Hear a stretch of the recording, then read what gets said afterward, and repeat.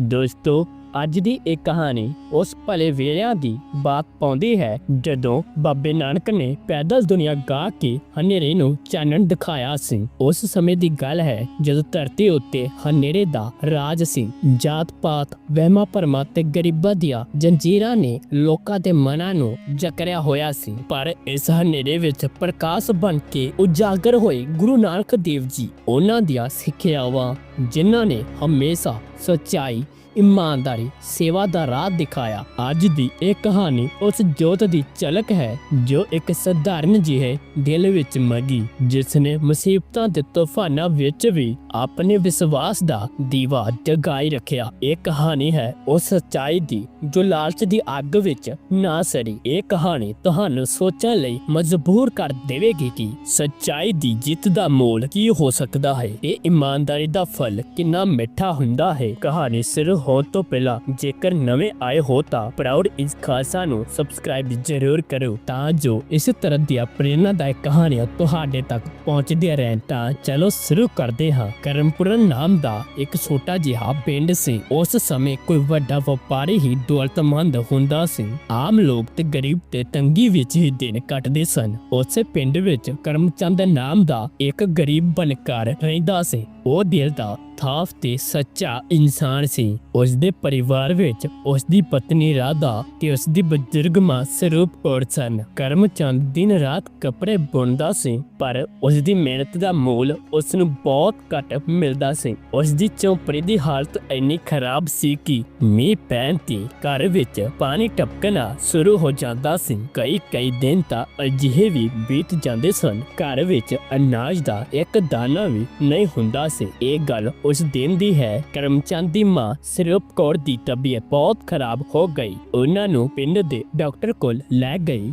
Doctor ਨੇ ਦਵਾਈ ਲਿਖੀ। ਉਸ ਦੀ ਕੀਮਤ ਇੰਨੀ ਸੀ ਕਿ ਕਰਮਚੰਦ ਲਈ ਉਸ ਨੂੰ ਲਿਆਉਣਾ ਅਸੰਭਵ ਸੀ। ਡਾਕਟਰ ਨੇ ਕਿਹਾ, ਜੇ ਤੁਸੀਂ ਇਹ ਦਵਾਈ ਸਮੇਂ ਸਿਰ ਨਾ ਲਿਆਵੋਗੇ ਤਾਂ ਤੁਹਾਡੀ ਮਾਂ ਨੂੰ ਬਚਾਉਣਾ ਬਹੁਤ ਮੁਸ਼ਕਿਲ ਹੋ ਜਾਵੇਗਾ। ਇਹ ਸੁਣ ਕੇ ਕਰਮਚੰਦ ਦਾ ਦਿਲ ਟੁੱਟ ਗਿਆ। ਉਹ ਇੱਕ ਬੇਵਸ ਪੁੱਤਰ ਸੀ, ਪਰ ਆਪਣੀ ਮਾਂ ਨੂੰ ਉਹ ਮੌਤ ਦੇ ਮੂੰਹ ਵਿੱਚ ਕਿਵੇਂ ਵੇਖ ਸਕਦਾ ਸੀ। ਉਸਨੇ ਆਪਣੀ ਪਤਨੀ ਨੂੰ ਹੌਸਲਾ ਦਿੰਦੇ ਹੋਏ ਕਿਹਾ, ਭਾਗਾ ਵਾਲੀ ਤੂੰ ਚਿੰਤਾ ਨਾ ਕਰ, ਮੈਂ ਹੁਣੇ ਕਿਤੇ ਕੁਝ ਨਾ ਕੁਝ ਇੰਤਜ਼ਾਮ ਕਰਕੇ ਲਿਆਉਣਾ, ਤੂੰ ਬਸ ਬਾਬੇ ਨਾਨਕ ਉੱਤੇ ਭਰੋਸਾ ਰੱਖ। ਇਹ ਕਹਿ ਕੇ ਕਰਮਚੰਦ ਕੰਮ ਦੀ ਤਲਾਸ਼ ਵਿੱਚ ਘਰ ਤੋਂ ਨਿਕਲ ਪਿਆ। ਕਰਮਚੰਦ ਪਿੰਡ ਦੀ ਹਰ ਚੌਖੜ ਤੇ ਗਿਆ, ਪਰ ਉਸ ਨੂੰ ਕਿਤੇ ਵੀ ਕੋਈ ਕੰਮ ਨਹੀਂ ਮਿਲਿਆ। ਜਿਨ੍ਹਾਂ ਸਾਹੂਕਾਰਾਂ ਦੇ ਘਰ ਕੰਮ ਸੀ, ਉੱਥੇ ਪਹਿਲਾਂ ਹੀ ਮਜ਼ਦੂਰ ਲੱਗੇ ਹੋਏ ਸਨ। ਸੂਰਜ ਸਿਰ ਤੇ ਚੜ ਆਇਆ ਤੇ ਧੁੱਪ ਹੋਰ ਤੇਜ਼ ਹੋ ਗਈ। ਕਰਮਚੰਦ ਵੀ ਭੁੱਖ ਨਾਲ ਬੇਹਾਲ ਹੋ ਗਿਆ, ਪਰ ਉਸ ਨੂੰ ਆਪਣੀ ਭੁੱਖ ਨਾਲੋਂ ਜ਼ਿਆਦਾ ਆਪਣੀ ਬਿਮਾਰ ਮਾਂ ਦੀ ਫਿਕਰ ਸੀ। ਨਿਰਾਸ਼ ਜਿਹਾ ਹੋ ਕੇ ਉਹ ਪਿੰਡ ਤੋਂ ਬਾਹਰ ਇੱਕ ਪੁਰਾਣੇ ਬੋਹੜ ਦੇ ਰੁੱਖ ਹੇਠਾਂ ਬੈਠ ਗਿਆ। ਉਸ ਦੀਆਂ ਅੱਖਾਂ ਵਿੱਚੋਂ ਹੰਝੂ ਵਗ ਰਹੇ ਸਨ। ਉਸਨੇ ਆਸਮਾਨ ਵੱਲ ਦੇਖ ਕੇ ਕਿਹਾ, ਬਾਬਾ ਅੱਜ ਕੈਸੀ ਪਰਖ ਦੀ ਕਰੀ ਹੈ। ਮੈਂ ਆਪਣੀ ਭੁੱਖ ਬਰਦਾਸ਼ਤ ਕਰ ਸਕਦਾ ਹਾਂ, ਪਰ ਮੈਨੂੰ ਆਪਣੀ ਮਾਂ ਨੂੰ ਤੜਫਦੇ ਨਹੀਂ ਦੇਖਿਆ ਜਾਂਦਾ। ਬਾਬਾ ਕੋਈ ਤਾਂ ਰਾਹ ਦਿਖਾ। ਇਸੇ ਸਮੇਂ ਅਚਾਨਕ ਉਸ ਦੀਆਂ ਅੱਖਾਂ ਸਾਹਮਣੇ ਰਾਹ ਤੇ ਪਈ ਇੱਕ ਸ਼ਾਨਦਾਰ ਰੇਸ਼ਮੀ ਥੈਲੀ ਨਜ਼ਰ ਆਈ। ਉਸ ਦਾ ਦਿਲ ਜ਼ੋਰ ਨਾਲ ਧੜਕਿਆ। ਉਹ ਉੱਠਿਆ ਤੇ ਉਸ ਥੈਲੀ ਨੂੰ ਉਠਾਇਆ। ਜਦੋਂ ਉਸਨੇ ਉਸ ਨੂੰ ਖੋਲ੍ਹਿਆ ਤਾਂ ਉਸ ਦੀਆਂ ਅੱਖਾਂ ਵਿੱਚ ਚਮਕ ਆ ਗਈ। ਉਸ ਵਿੱਚ ਹੀਰੇ, ਮੋਤੀ ਹੋਰ ਕੀਮਤੀ ਜਵਾਹਰਾਤ ਭਰੇ ਹੋਏ ਸਨ। ਉਸ ਦੀ ਕੀਮਤ ਇੰਨੀ ਸੀ ਕਿ ਉਸ ਨੂੰ ਵੇਖ ਕੇ ਕਰਮਚੰਦ ਕੁਝ ਪਲ ਲਈ ਹੱਦੋਂ ਵੱਧ ਗਿਆ। ਉਸ ਨੂੰ ਲੱਗਾ ਕਿ ਜਿਵੇਂ ਬਾਬਾ ਨਾਨਕ ਨੇ ਹੀ ਮਾਂ ਦੀ ਜ਼ਿੰਦਗੀ ਬਚਾਉਣ ਲਈ ਹੀ ਇਹ ਥੈਲੀ ਉਸ ਦੇ ਰਾਹ ਤੇ ਭੇਜੀ ਹੈ। ਪਰ ਇਹ ਖਿਆਲ ਆਉਂਦੇ ਹੀ ਉਸ ਦੇ ਮਨ ਵਿੱਚ ਇੱਕ ਲੜਾਈ ਸ਼ੁਰੂ ਹੋ ਗਈ। ਇੱਕ ਮਨ ਕਹਿ ਰਿਹਾ ਸੀ, ਚੁੱਕ ਲੈ ਕਰਮਚੰਦ, ਇਹ ਤਾਂ ਬਾਬੇ ਨੇ ਹੀ ਤੇਰੀ ਗਰੀਬੀ ਦੇਖ ਕੇ ਤੇਰੇ ਲਈ ਭੇਜੀ ਹੈ, ਇਸ ਨਾਲ ਤੇਰੇ ਮਾਂ ਦੀ ਜ਼ਿੰਦਗੀ ਬਚ ਜਾਵੇਗੀ। ਪਰ ਦੂਜਾ ਮਨ ਜੋ ਸਾਲਾਂ ਤੋਂ ਇਮਾਨਦਾਰੀ ਤੇ ਧਰਮ ਦੇ ਰਸਤੇ ਤੇ ਚੱਲਦਾ ਆ ਰਿਹਾ ਸੀ, ਉਹ ਉਸ ਨੂੰ ਝਿੜਕ ਰਿਹਾ ਸੀ, ਕਰਮਚੰਦ ਤੂੰ ਇੰਨਾ ਗਿਰ ਜਾਵੇਗਾ, ਇਹਦੇ ਉੱਪਰ ਤੇਰਾ ਕੋਈ ਹੱਕ ਨਹੀਂ ਕਿ ਤੂੰ ਆਪਣੀ ਮਾਂ ਨੂੰ ਚੋਰੀ ਦਾ ਅੰਨ ਖਵਾਵੇਗਾ। ਕਿ ਇਹੀ ਸਿਖਾਇਆ ਹੈ ਤੇਰੇ ਬਾਬੇ ਨਾਨਕ ਨੇ ਤੈਨੂੰ, ਕੀ ਮੂੰਹ ਦਿਖਾਵੇਗਾ। ਇਹ ਸੋਚਦਿਆਂ ਹੀ ਕਰਮਚੰਦ ਅੰਦਰੋਂ ਕੰਬ ਗਿਆ। ਉਸ ਨੂੰ ਲੱਗਾ ਕਿ ਜਿਵੇਂ ਬਾਬਾ ਨਾਨਕ ਉਸ ਨੂੰ ਆਪ ਦੇਖ ਰਹੇ ਹਨ ਤੇ ਆਖ ਰਹੇ ਹਨ, ਕਰਮ ਕਰਮਚੰਦ ਇਹ ਤੇਰੀ ਪਰਖ ਹੈ। ਇਹ ਸੁਣਦੇ ਹੀ ਉਸਨੇ ਫੈਸਲਾ ਕਰ ਲਿਆ। ਉਸਨੇ ਥੈਲੀ ਨੂੰ ਬੰਨ ਲਿਆ ਤੇ ਉਸੇ ਰਾਹ ਤੇ ਬੈਠ ਗਿਆ। ਇਹ ਉਸ ਥੈਲੀ ਦੇ ਮਾਲਕ ਦੀ ਉਡੀਕ ਕਰਨ ਲੱਗ ਪਿਆ। ਕੁਝ ਦੇਰ ਬਾਅਦ ਇੱਕ ਅਮੀਰ ਵਪਾਰੀ ਸੇਠ ਕਨਈਆ ਲਾਲ ਆਪਣੀ ਘੋੜੀ ਗੱਡੀ ਤੇ ਆ ਰਿਹਾ ਸੀ। ਉਸ ਦਾ ਚਿਹਰਾ ਚਿੰਤਾ ਨਾਲ ਭਰਿਆ ਹੋਇਆ ਸੀ। ਉਹ ਰਾਹ ਦੀ ਹਰ ਚੀਜ਼ ਨੂੰ ਗੌਰ ਨਾਲ ਦੇਖ ਰਿਹਾ ਸੀ। ਜਦੋਂ ਉਸਨੇ ਕਰਮਚੰਦ ਨੂੰ ਉਸ ਦੀ ਥੈਲੀ ਨਾਲ ਬੈਠਾ ਦੇਖਿਆ ਤਾਂ ਉਸ ਦੀ ਘੋੜੀ ਗੱਡੀ ਰੁਕ ਗਈ। ਉਹ ਕਰਮਚੰਦ ਕੋਲ ਆਇਆ ਤਾਂ ਬੇਚੈਨੀ ਨਾਲ ਪੁੱਛਿਆ, ਕਿਰਪਾ ਕਰਕੇ ਦੱਸੋ ਕਿ ਤੁਸੀਂ ਇਹ ਥੈਲੀ ਇੱਥੇ ਦੇਖੀ ਹੈ। ਕਰਮਚੰਦ ਖੜਾ ਹੋਇਆ ਤਾਂ ਉਸ ਦੇ ਸਾਹਮਣੇ ਥੈਲੀ ਰੱਖ ਕੇ ਬੋਲਿਆ, ਸੇਠ ਜੀ, ਮੈਂ ਇਹ ਥੈਲੀ ਰਾਹ ਤੇ ਪਈ ਦੇਖੀ ਹੈ। ਮੈਂ ਸੋਚਿਆ ਕਿ ਇਸ ਦਾ ਮਾਲਕ ਜ਼ਰੂਰ ਵਾਪਸ ਆਵੇਗਾ, ਇਸ ਲਈ ਮੈਂ ਇਸ ਨੂੰ ਉਠਾ ਕੇ ਇੱਥੇ ਬੈਠ ਗਿਆ। ਸੇਠ ਕਨਈਆ ਲਾਲ ਨੇ ਥੈਲੀ ਖੋਲੀ ਤੇ ਉਸ ਦੇ ਚਿਹਰੇ ਤੇ ਰਾਹਤ ਆਈ। ਉਸਨੇ ਕਰਮਚੰਦ ਦੇ ਫਟੇ ਪੁਰਾਣੇ ਕੱਪੜੇ ਵੇਖੇ, ਪਰ ਉਸ ਦੀਆਂ ਅੱਖਾਂ ਵਿੱਚ ਸੱਚਾਈ ਦੀ ਇੱਕ ਅਜੀਬ ਚਮਕ ਸੀ। ਸੇਠ ਦਾ ਦਿਲ ਭਰ ਆਇਆ। ਉਸਨੇ ਕਰਮਚੰਦ ਦੇ ਮੋਢੇ ਤੇ ਹੱਥ ਰੱਖਦਿਆਂ ਕਿਹਾ, ਕੀ ਨਾਮ ਹੈ ਤੇਰਾ? ਉਸਨੇ ਆਖਿਆ, ਜੀ ਸੇਠ ਜੀ, ਮੇਰਾ ਨਾਮ ਕਰਮਚੰਦ ਹੈ। ਸੇਠ ਬੋਲਿਆ, ਕਰਮਚੰਦ, ਮੈਂ ਤੇਰੀ ਇਮਾਨਦਾਰੀ ਤੋਂ ਬਹੁਤ ਖੁਸ਼ ਹਾਂ। ਅੱਜ ਦੇ ਜ਼ਮਾਨੇ ਵਿੱਚ ਜਦੋਂ ਲੋਕ ਇੱਕ ਦੂਜੇ ਨੂੰ ਠੱਗਣ ਲਈ ਤਿਆਰ ਹਨ, ਪਰ ਤੇਰੇ ਵਰਗੇ ਲੋਕ ਹੀ ਧਰਮ ਨੂੰ ਜਿਉਂਦਾ ਰੱਖੇ ਬੈਠੇ ਹਨ। ਸੇਠ ਕਨਈਆ ਲਾਲ ਨੇ ਕਰਮਚੰਦ ਤੋਂ ਉਸ ਦੀ ਸਮੱਸਿਆ ਬਾਰੇ ਪੁੱਛਿਆ। ਜਦੋਂ ਉਸ ਨੂੰ ਪਤਾ ਲੱਗਾ ਕਿ ਕਰਮਚੰਦ ਦੀ ਮਾਂ ਬਿਮਾਰ ਹੈ, ਉਸ ਨੂੰ ਦਵਾਈ ਦੇ ਲਈ ਪੈਸੇ ਚਾਹੀਦੇ ਹਨ, ਤਾਂ ਉਸਨੇ ਕਿਹਾ, ਤੂੰ ਮੇਰੀ ਥੈਲੀ ਰੱਖ ਸਕਦਾ ਸੀ, ਪਰ ਤੂੰ ਸੱਚ ਦਾ ਰਾਹ ਚੁਣਿਆ। ਮੈਂ ਤੇਰੀ ਨਿਸਕਾਮ ਸੇਵਾ ਤੋਂ ਬਹੁਤ ਪ੍ਰਭਾਵਿਤ ਹਾਂ। ਮੈਂ ਤੇਰੀ ਮਾਂ ਦਾ ਇਲਾਜ ਆਪਣੇ ਖਰਚੇ ਤੇ ਕਰਵਾਉਂਗਾ, ਤੇਰੇ ਲਈ ਆਪਣੇ ਕਾਰੋਬਾਰ ਵਿੱਚ ਇੱਕ ਥਾਂ ਦੇਵਾਂਗਾ। ਇਹ ਸੁਣ ਕੇ ਕਰਮਚੰਦ ਦੀਆਂ ਅੱਖਾਂ ਵਿੱਚੋਂ ਅਥਰੂ ਵਗ ਪਏ। ਉਸਨੇ ਸੇਠ ਦਾ ਧੰਨਵਾਦ ਕੀਤਾ ਤੇ ਮਨ ਹੀ ਮਨ ਬਾਬੇ ਨਾਨਕ ਨੂੰ ਸ਼ੁਕਰ ਕੀਤਾ ਕਿ ਉਸਨੇ ਉਸ ਦੇ ਵਿਸ਼ਵਾਸ ਨੂੰ ਡੋਲਣ ਨਹੀਂ ਦਿੱਤਾ। ਸਮਾਂ ਬੀਤਦਾ ਗਿਆ। ਸੇਠ ਦੀ ਮਦਦ ਦੇ ਨਾਲ ਕਰਮਚੰਦ ਦੀ ਮਾਂ ਜਲਦੀ ਠੀਕ ਹੋ ਗਈ। ਕਰਮਚੰਦ ਨੇ ਸੇਠ ਦੇ ਕਾਰੋਬਾਰ ਵਿੱਚ ਕੰਮ ਸ਼ੁਰੂ ਕਰ ਦਿੱਤਾ। ਉਸ ਦੀ ਇਮਾਨਦਾਰੀ ਤੇ ਮਿਹਨਤ ਦੇ ਕਾਰਨ ਉਹ ਜਲਦੀ ਸੇਠ ਦਾ ਮਨਪਸੰਦ ਬਣ ਗਿਆ। ਸੇਠ ਕਨਈਆ ਲਾਲ ਨੇ ਉਸ ਨੂੰ ਆਪਣੇ ਕਾਰੋਬਾਰ ਦਾ ਇੱਕ ਹਿੱਸਾ ਵੀ ਦੇ ਦਿੱਤਾ। ਹੁਣ ਕਰਮਚੰਦ ਦੇ ਪਰਿਵਾਰ ਦੇ ਦਿਨ ਫਿਰਨੇ ਸ਼ੁਰੂ ਹੋ ਗਏ। ਉਸਨੇ ਇੱਕ ਪੱਕਾ ਘਰ ਬਣਵਾ ਲਿਆ, ਪਰ ਉਹ ਆਪਣੀ ਪੁਰਾਣੀ ਝੌਂਪੜੀ ਨੂੰ ਨਹੀਂ ਭੁੱਲਿਆ। ਉਹ ਅਕਸਰ ਉੱਥੇ ਜਾकर ਬੈਠਦਾ, ਆਪਣੇ ਪੁਰਾਣੇ ਦਿਨਾਂ ਨੂੰ ਯਾਦ ਕਰਦਾ, ਜੋ ਉਸ ਦੇ ਮਨ ਵਿੱਚ ਕਦੇ ਹੰਕਾਰ ਨਾ ਆਵੇ। ਪਰ ਕਹਿੰਦੇ ਹਨ, ਜਦੋਂ ਇਨਸਾਨ ਤਰੱਕੀ ਕਰਦਾ ਹੈ, ਉਸ ਨਾਲ ਜਲਨ ਰੱਖਣ ਵਾਲੇ ਵੀ ਪੈਦਾ ਹੋ ਜਾਂਦੇ ਹਨ। ਸ਼ਹਿਰ ਵਿੱਚ ਇੱਕ ਹੋਰ ਵਪਾਰੀ ਸੀ, ਜਿਸ ਦਾ ਨਾਮ ਸਿਆਮ ਲਾਲ ਸੀ। ਸ਼ਾਮ ਲਾਲ ਬਹੁਤ ਲਾਲਚੀ ਤੇ ਬੇਈਮਾਨ ਆਦਮੀ ਸੀ। ਉਹ ਘੱਟ ਤੋਲਦਾ ਸੀ, ਮਿਲਾਵਟ ਕਰਦਾ ਸੀ ਤੇ ਗ੍ਰਾਹਕ ਨੂੰ ਝੂਠ ਬੋਲ ਕੇ ਆਪਣਾ ਸਮਾਨ ਵੇਚਦਾ ਸੀ। ਜਦੋਂ ਕਰਮਚੰਦ ਦਾ ਕੰਮ ਵਧਣ ਲੱਗਾ ਤਾਂ ਸ਼ਾਮ ਲਾਲ ਦਾ ਧੰਦਾ ਮੰਦਾ ਪੈ ਗਿਆ। ਗ੍ਰਾਹਕ ਉਸ ਦੀ ਦੁਕਾਨ ਤੇ ਹੁਣ ਘੱਟ ਆਉਂਦੇ ਸਨ। ਇਹ ਗੱਲ ਸ਼ਾਮ ਲਾਲ ਨੂੰ ਕੰਡੇ ਵਾਂਗ ਚੁਭਦੀ ਸੀ। ਉਹ ਮਨ ਹੀ ਮਨ ਕਰਮਚੰਦ ਨੂੰ ਬਰਬਾਦ ਕਰਨ ਦੇ ਤਰੀਕੇ ਸੋਚਣ ਲੱਗਾ। ਇੱਕ ਵਾਰ ਉਸ ਇਲਾਕੇ ਵਿੱਚ ਬਹੁਤ ਭਿਆਨਕ ਸੋਕਾ ਪਿਆ। ਬਾਰਿਸ਼ ਨਾ ਹੋਣ ਦੇ ਕਾਰਨ ਫਸਲਾਂ ਤਬਾਹ ਹੋ ਗਈਆਂ, ਨਦੀਆਂ ਸੁੱਕ ਗਈਆਂ ਤੇ ਚਾਰੇ ਪਾਸੇ ਹਾਹਾਕਾਰ ਮਚ ਗਈ। ਅਨਾਜ ਦਾ ਅਕਾਲ ਪੈ ਗਿਆ। ਵਪਾਰੀਆਂ ਨੇ ਆਪਣੇ ਗੋਦਾਮ ਅਨਾਜ ਨਾਲ ਭਰ ਲਏ ਤੇ ਉਸ ਨੂੰ ਉੱਚੇ ਦਾਮਾਂ ਤੇ ਵੇਚਣ ਲੱਗ ਪਏ। ਗਰੀਬ ਤਾਂ ਦੋ ਵੇਲੇ ਦੀ ਰੋਟੀ ਦੇ ਵੀ ਮੁਹਤਾਜ ਹੋ ਗਏ। ਸ਼ਾਮ ਲਾਲ ਵਰਗੇ ਬੇਈਮਾਨੀ ਵਪਾਰੀਆਂ ਲਈ ਇਹ ਮੌਕਾ ਤਾਂ ਮਨ ਮਰਜ਼ੀ ਦੀ ਮੁਰਾਦ ਵਰਗਾ ਸੀ। ਹੁਣ ਉਹ ਅਨਾਜ ਨੂੰ 10 ਗੁਣਾ ਕੀਮਤ ਤੇ ਵੇਚ ਰਿਹਾ ਸੀ। ਉਸ ਨੂੰ ਗਰੀਬਾਂ ਦੀ ਤੰਗੀ ਨਾਲ ਕੋਈ ਲੈਣਾ ਦੇਣਾ ਨਹੀਂ ਸੀ। ਉਧਰ ਦੂਜੇ ਪਾਸੇ ਕਰਮਚੰਦ ਦੇ ਕੋਲ ਵੀ ਕੁਝ ਅਨਾਜ ਜਮ੍ਹਾਂ ਕੀਤਾ ਹੋਇਆ ਸੀ, ਜੋ ਕਿ ਉਸਨੇ ਆਪਣੇ ਵਪਾਰ ਲਈ ਖਰੀਦ ਕੇ ਰੱਖਿਆ ਸੀ। ਉਸਨੇ ਆਪਣੀ ਪਤਨੀ ਰਾਧਾ ਨਾਲ ਸਲਾਹ ਕੀਤੀ, ਪਿੰਡ ਦੇ ਲੋਕ ਭੁੱਖ ਨਾਲ ਮਰ ਰਹੇ ਹਨ, ਕਿਉਂ ਨਾ ਜੋ ਸਾਡੇ ਕੋਲ ਅਨਾਜ ਹੈ, ਜੇਕਰ ਇਸ ਨੂੰ ਅਸੀਂ ਨਾ ਵੇਚੀਏ ਤਾਂ ਹੋ ਸਕਦਾ ਹੈ ਕਿ ਸਾਨੂੰ ਬਹੁਤ ਮੋਟਾ ਮੁਨਾਫਾ ਹੋਣ ਦੇ ਥਾਂ ਘਾਟਾ ਪੈ ਜਾਵੇ। ਪਰ ਜੇ ਬਾਬੇ ਨਾਨਕ ਨੇ ਸਾਨੂੰ ਇੰਨਾ ਜੋਗਾ ਕੀਤਾ ਹੈ ਤਾਂ ਕਿ ਸਾਨੂੰ ਆਪਣੇ ਲੋਕਾਂ ਦੀ ਬਾਂਹ ਨਹੀਂ ਫੜਨੀ ਚਾਹੀਦੀ, ਤਾਂ ਰਾਧਾ ਨੇ ਕਿਹਾ, ਜਿਹੜੇ ਰੱਬ ਨੇ ਸਾਨੂੰ ਸਭ ਕੁਝ ਦਿੱਤਾ ਹੈ, ਜੇਕਰ ਅਸੀਂ ਉਸ ਦੇ ਬੰਦਿਆਂ ਦੇ ਕੰਮ ਨਾ ਆ ਸਕੀਏ ਤਾਂ ਫਿਰ ਐਸੀ ਕਮਾਈ ਕਿਸ ਕੰਮ ਦੀ। ਮੈਂ ਤੁਹਾਡੇ ਹਰ ਫੈਸਲੇ ਵਿੱਚ ਤੁਹਾਡੇ ਨਾਲ ਹਾਂ। ਪਤਨੀ ਦੀ ਗੱਲ ਸੁਣ ਕੇ ਕਰਮਚੰਦ ਨੂੰ ਬਹੁਤ ਹਿੰਮਤ ਮਿਲੀ। ਉਸਨੇ ਫੈਸਲਾ ਕੀਤਾ ਕਿ ਉਹ ਆਪਣਾ ਸਾਰਾ ਅਨਾਜ ਪਿੰਡ ਦੇ ਗਰੀਬਾਂ ਵਿੱਚ ਮੁਫਤ ਵੰਡੇਗਾ। ਉਸਨੇ ਪਿੰਡ ਵਿੱਚ ਢਿੰਡੋਰਾ ਪਿਟਵਾ ਦਿੱਤਾ ਕਿ ਜਿਸ ਦੇ ਘਰ ਘਰ ਵਿੱਚ ਖਾਣ ਲਈ ਕੁਝ ਨਹੀਂ ਹੈ, ਉਹ ਬਿਨਾਂ ਕੋਈ ਪੈਸਾ ਦਿੱਤੇ ਉਸ ਦੀ ਦੁਕਾਨ ਤੋਂ ਆ ਕੇ ਅਨਾਜ ਲੈ ਜਾਵੇ। ਇੱਕ ਪਾਸੇ ਸ਼ਾਮ ਲਾਲ ਵਰਗੇ ਵਪਾਰੀ ਲੋਕਾਂ ਨੂੰ ਲੁੱਟ ਰਹੇ ਸਨ ਤੇ ਦੂਜੇ ਪਾਸੇ ਕਰਮਚੰਦ ਆਪਣਾ ਸਭ ਕੁਝ ਲੁਟਾਉਣ ਲਈ ਤਿਆਰ ਸੀ।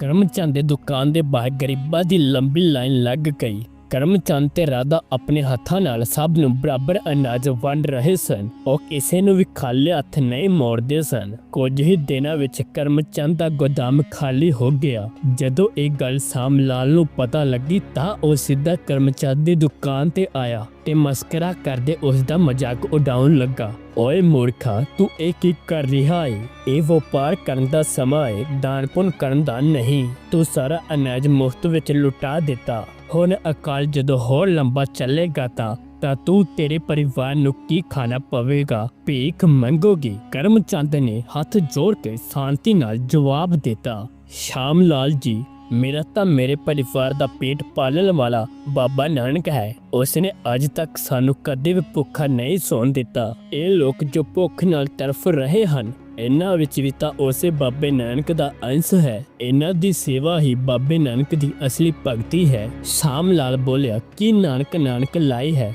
ਮੈਂ ਵੀ ਦੇਖਦਾ ਹਾਂ ਤੇਰਾ ਨਾਨਕ ਤੈਨੂੰ ਕਿਵੇਂ ਬਚਾਉਂਦਾ ਹੈ।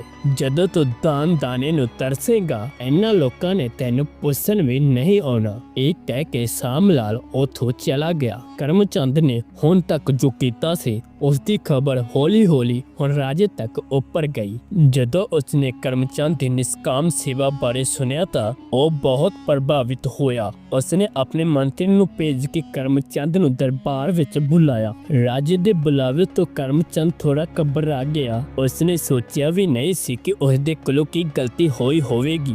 ਜਦੋਂ ਉਹ ਦਰਬਾਰ ਵਿੱਚ ਪਹੁੰਚਿਆ ਤਾਂ ਰਾਜੇ ਨੇ ਬੜੇ ਆਦਰ ਨਾਲ ਆਪਣੇ ਕੋਲ ਬਿਠਾਇਆ ਤੇ ਕਿਹਾ, ਅਸੀਂ ਸੁਣਿਆ ਹੈ ਕਿ ਇਸ ਭਿਆਨਕ ਅਕਾਲ ਦੇ ਸਮੇਂ ਜਦੋਂ ਵੱਡੇ ਵਪਾਰੀ ਆਪਣੀ ਤਿਜੋਰੀਆਂ ਭਰ ਰਹੇ ਸਨ, ਤੂੰ ਆਪਣਾ ਸਾਰਾ ਅਨਾਜ ਸਾਡੀ ਪ੍ਰਜਾ ਵਿੱਚ ਵੰਡ ਦਿੱਤਾ। ਅਸੀਂ ਤੇਰੀ ਇਸ ਨਿਸਕਾਮ ਸੇਵਾ ਤੋਂ ਬਹੁਤ ਖੁਸ਼ ਹਾਂ। ਕਰਮਚੰਦ ਨੇ ਹੱਥ ਜੋੜ ਕੇ ਕਿਹਾ, ਮਹਾਰਾਜ, ਮੈਂ ਕੋਈ ਮਹਾਨ ਕੰਮ ਨਹੀਂ ਕੀਤਾ। ਇਹ ਤਾਂ ਮੇਰਾ ਫਰਜ਼ ਬਣਦਾ ਹੈ। ਇੱਕ ਦੂਜੇ ਦੀ ਮਦਦ ਕਰਨਾ ਹੀ ਅਸਲੀ ਇਨਸਾਨੀਅਤ ਹੈ। ਰਾਜੇ ਨੇ ਕਿਹਾ, ਕਰਮਚੰਦ, ਤੇਰੇ ਵਰਗੇ ਇਮਾਨਦਾਰ ਤੇ ਸੱਚੇ ਲੋਕਾਂ ਦੀ ਇਸ ਰਾਜ ਨੂੰ ਬਹੁਤ ਲੋੜ ਹੈ। ਅਸੀਂ ਤੈਨੂੰ ਇਸ ਰਾਜ ਦੇ ਅੰਨ ਭੰਡਾਰ ਦਾ ਮੁਖੀ ਨਿਯੁਕਤ ਕਰਦੇ ਹਾਂ।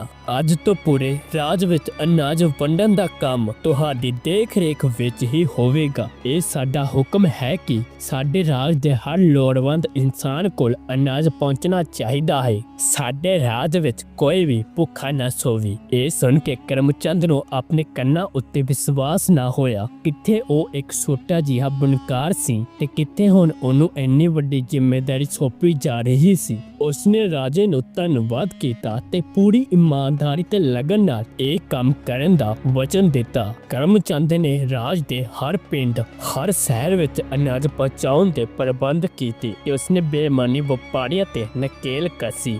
ਜਿਹੜੇ ਅਮੀਰ ਲੋਕ ਅਨਾਜ ਦੀ ਕਾਲਾ ਬਾਜ਼ਾਰੀ ਕਰ ਰਹੇ ਸਨ, ਉਹਨਾਂ ਦੇ ਗੋਦਾਮਾਂ ਤੇ ਛਾਪੇ ਮਾਰੇ ਗਏ। ਉਹਨਾਂ ਦੇ ਗੋਦਾਮਾਂ ਤੋਂ ਅਨਾਜ ਬਰਾਮਦ ਕਰਕੇ ਗਰੀਬਾਂ ਵਿੱਚ ਵੰਡ ਦਿੱਤਾ ਗਿਆ। ਸ਼ਾਮ ਲਾਲ ਵਰਗੇ ਮਕਾਰ ਬੇਨਕਾਬ ਹੋ ਗਏ। ਰਾਜੇ ਦੇ ਹੁਕਮ ਨਾਲ ਉਸਦੀ ਸਾਰੀ ਧਨ ਦੌਲਤ ਜ਼ਬਤ ਕਰ ਲਈ ਗਈ ਤੇ ਉਸ ਨੂੰ ਜੇਲ੍ਹ ਵਿੱਚ ਸੁੱਟ ਦਿੱਤਾ ਗਿਆ। ਥੋੜੇ ਹੀ ਸਮੇਂ ਬਾਅਦ ਰਾਜ ਵਿੱਚ ਭੁੱਖਮਰੀ ਦੀ ਸਮੱਸਿਆ ਖਤਮ ਹੋ ਗਈ। ਕਰਮਚੰਦ ਦੇ ਇਸ ਕੰਮ ਕਰਕੇ ਲੋਕ ਉਸ ਨੂੰ ਅੰਨ ਦੇਵਤਾ ਆਖਣ ਲੱਗੇ। ਹੁਣ ਕਰਮਚੰਦ ਇੱਕ ਸਧਾਰਨ ਬੁਣਕਾਰ ਤੋਂ ਰਾਜ ਦਾ ਇੱਕ ਵੱਡਾ ਅਧਿਕਾਰੀ ਬਣ ਗਿਆ। ਉਸ ਦੇ ਕੋਲ ਧਨ, ਸਨਮਾਨ, ਅਧਿਕਾਰ ਸਭ ਕੁਝ ਸੀ, ਪਰ ਇੰਨੀ ਉਚਾਈ ਤੇ ਪਹੁੰਚਣ ਤੋਂ ਬਾਅਦ ਵੀ ਉਸ ਦੇ ਪੈਰ ਜ਼ਮੀਨ ਤੇ ਹੀ ਰਹੇ। ਉਸ ਦੇ ਮਨ ਵਿੱਚ ਹੰਕਾਰ ਦਾ ਇੱਕ ਕਿਨਕਾ ਵੀ ਨਹੀਂ ਆਇਆ। ਹੁਣ ਵੀ ਉਹ ਬਿਨਾਂ ਨਾਗਾ ਪਾਏ ਹਰ ਰੋਜ਼ ਗੁਰੂ ਘਰ ਸੇਵਾ ਕਰਦਾ। ਕਰਮਚੰਦ ਦੀ ਜ਼ਿੰਦਗੀ ਸੁੱਖ ਸ਼ਾਂਤੀ ਨਾਲ ਬਤੀਤ ਹੋ ਰਹੀ ਸੀ। ਉਸ ਦੇ ਬੱਚੇ ਵੱਡੇ ਹੋ ਗਏ ਸਨ। ਉਹ ਵੀ ਆਪਣੇ ਪਿਤਾ ਵਾਂਗ ਹੀ ਨੇਕ ਤੇ ਸੰਸਕਾਰੀ ਸਨ। ਕਰਮਚੰਦ ਨੇ ਆਪਣੀ ਨੇਕ ਕਮਾਈ ਚੋਂ ਦਸਵੰਧ ਕੱਢ ਕੇ ਬਾਬੇ ਨਾਨਕ ਦਾ ਲੰਗਰ ਚਲਾਇਆ, ਜਿੱਥੇ ਕੋਈ ਵੀ ਆ ਕੇ ਬਿਨਾਂ ਕਿਸੇ ਭੇਦਭਾਵ ਤੋਂ ਭੋਜਨ ਕਰ ਸਕਦਾ ਸੀ।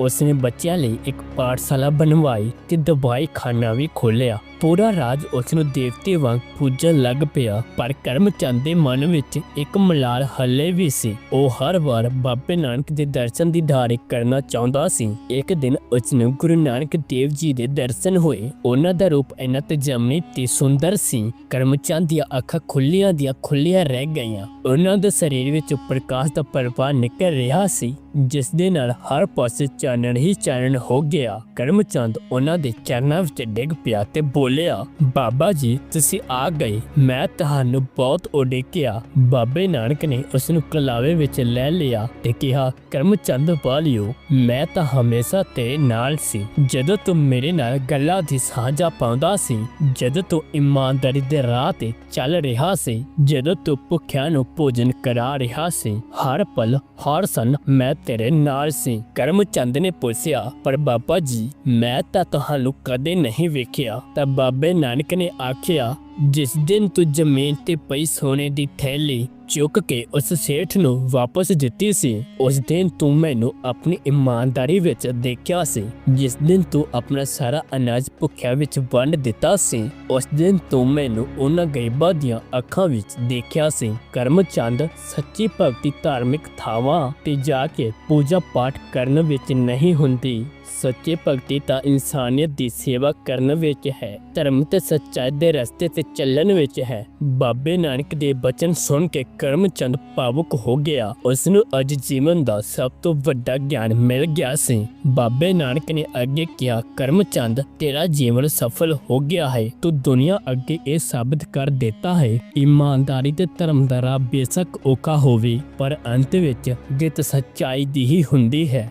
ਜਿਹੜਾ ਇਨਸਾਨ ਹਰ ਹਾਲਤ ਵਿੱਚ ਧਰਮ ਦਾ ਸਾਥ ਨਹੀਂ ਛੱਡਦਾ, ਮੈਂ ਆਪ ਉਹੀ ਦਾ ਸਾਥੀ ਬਣਦਾ ਹਾਂ। ਇਹ ਕਹਿ ਕੇ ਬਾਬੇ ਨਾਨਕ ਨੇ ਇੱਕ ਹੱਥ ਕਰਮਚੰਦ ਦੇ ਸਿਰ ਤੇ ਰੱਖਿਆ। ਉਹਨਾਂ ਦੇ ਸਪਰਸ਼ ਦੇ ਨਾਲ ਕਰਮਚੰਦ ਦਾ ਸਰੀਰ ਜਿਵੇਂ ਰੱਬੀ ਪ੍ਰਕਾਸ਼ ਨਾਲ ਭਰ ਗਿਆ ਹੋਵੇ। ਉਸ ਨੂੰ ਐਵੇਂ ਮਹਿਸੂਸ ਹੋਇਆ ਕਿ ਜਿਵੇਂ ਉਸ ਨੂੰ ਦੁਨੀਆ ਦੀਆਂ ਸਾਰੀਆਂ ਖੁਸ਼ੀਆਂ ਮਿਲ ਗਈਆਂ ਹੋਣ ਤੇ ਸਾਰੀਆਂ ਚਿੰਤਾਵਾਂ ਤੇ ਮੋਹ ਮਾਇਆ ਖਤਮ ਹੋ ਗਈਆਂ ਹੋਣ। ਜਦੋਂ ਕਰਮਚੰਦ ਦੀ ਅੱਖ ਖੁੱਲੀ ਤਾਂ ਉਸ ਨੂੰ ਲੱਗਾ ਜਿਵੇਂ ਉਹ ਕੋਈ ਸੁਪਨਾ ਦੇਖ ਰਿਹਾ ਹੋਵੇ, ਪਰ ਉਸ ਦੇ ਮਨ ਵਿੱਚ ਜੋ ਸ਼ਾਂਤੀ ਸੀ, ਜੋ ਆਨੰਦ ਸੀ, ਉਹ ਇਸ ਗੱਲ ਦਾ ਸਬੂਤ ਸੀ ਕਿ ਇਹ ਸੁਪਨਾ ਨਹੀਂ ਸੀ। ਉਸ ਦਿਨ ਤੋਂ ਬਾਅਦ ਕਰਮਚੰਦ ਦਾ ਜੀਵਨ ਪੂਰੀ ਤਰ੍ਹਾਂ ਬਦਲ ਗਿਆ। ਹੁਣ ਉਹ ਸਿਰਫ ਇੱਕ ਰਾਜ ਅਧਿਕਾਰੀ ਜਾਂ ਧਨੀ ਵਿਅਕਤੀ ਨਹੀਂ ਰਿਹਾ, ਉਹ ਇੱਕ ਸੰਤ ਬਣ ਗਿਆ ਸੀ। ਉਹ ਰਾਜ ਕਾਰਜ ਦਾ ਕੰਮ ਵੀ ਕਰਦਾ ਸੀ, ਪਰ ਉਸ ਦਾ ਮਨ ਹਮੇਸ਼ਾ ਪਰਮਾਤਮਾ ਦੀ ਨਾਮ ਵਿੱਚ ਲੀਨ ਰਹਿੰਦਾ ਸੀ। ਕਰਮਚੰਦ ਦੀ ਕਹਾਣੀ ਸਾਨੂੰ ਸਿਖਾਉਂਦੀ ਹੈ ਕਿ ਸੱਚਾਈ, ਇਮਾਨਦਾਰੀ ਤੇ ਨਿਸ਼ਕਾਮ ਸੇਵਾ ਦਾ ਰਾਹ ਮੁਸ਼ਕਿਲ ਭਾਵੇਂ ਹੋਵੇ, ਪਰ ਇਹੀ ਜੀਵਨ ਦਾ ਅਸਲੀ ਮਕਸਦ ਹੈ। ਬਾਬੇ ਨਾਨਕ ਦੀ ਸਿੱਖਿਆਵਾਂ ਨੇ ਕਰਮਚੰਦ ਨੂੰ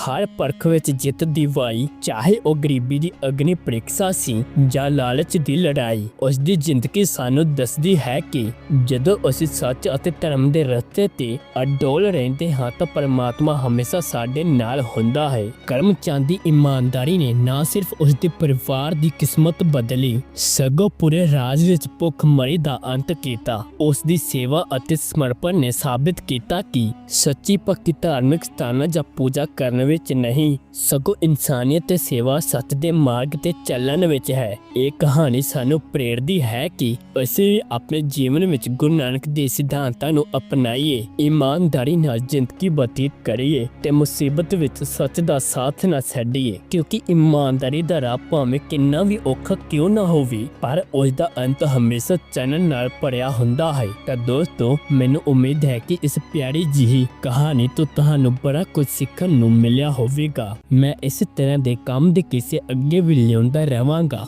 ਜੁੜੇ ਰਹੋ ਪ੍ਰਾਊਡ ਇਜ਼ ਖਾਲਸਾ ਦੇ ਨਾਲ। ਜਲਦੀ ਹੀ ਮਿਲਦੇ ਹਾਂ ਅਗਲੀ ਵੀਡੀਓ ਦੇ ਨਾਲ। ਆਪਣਾ ਖਿਆਲ ਰੱਖੋ। ਬਹੁਤ ਬਹੁਤ ਸ਼ੁਕਰੀਆ। ਵਾਹਿਗੁਰੂ ਜੀ ਕਾ ਖਾਲਸਾ, ਵਾਹਿਗੁਰੂ ਜੀ ਕੀ ਫਤਿਹ।